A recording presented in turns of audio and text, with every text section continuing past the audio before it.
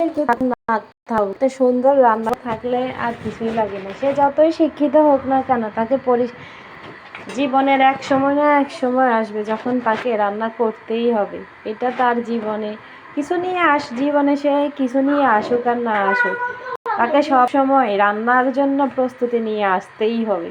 সেটা সে 10 বছর পরে হোক আর 50 বছর পরে হোক, তাকে একবারের জন্য হলো রান্নাঘরে যেতে হবে।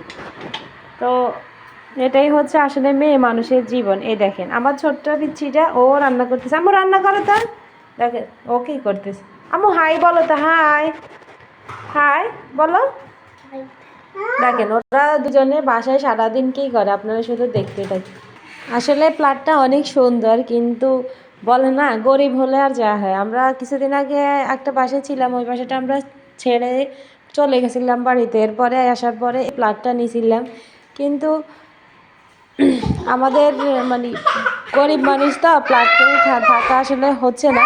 সেটা হচ্ছে টাকার জন্য, কারণ একটা প্লটে থাকতে হলে আপনার মিনিমাম শহরে তো থাকতে হলে আপনার অনেক টাকার প্রয়োজন। সেটা তো আসলে একজনের পক্ষে কাভার করা সম্ভব হচ্ছে না। আর এদিকে দিয়ে এই যে দেখতেছেন ওর পড়ার খরচ দিন দিন বেড়েই চলছে।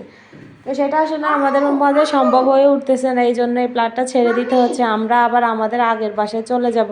দেখেন এদের জ্বালা, আমি বাসায় একটা মিনিটও থাকতে পারি না কোনোভাবে। দেখেন একটার পর একটা সে দুষ্টামি করতেই থাকবো, শুধু খুঁজবে যে কখন কি দুষ্টামি করা যায়।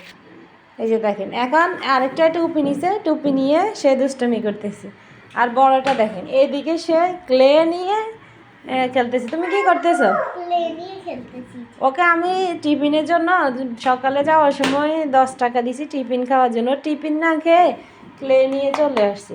বাচ্চারা কি বলার আছে, টিফিন না খেয়ে সে টাকা দিয়ে ক্লে কিনে আনে। এটা কি কোনো খাওয়ার জিনিস? তুমি কেন এটা কিনে আনছো বলো তো?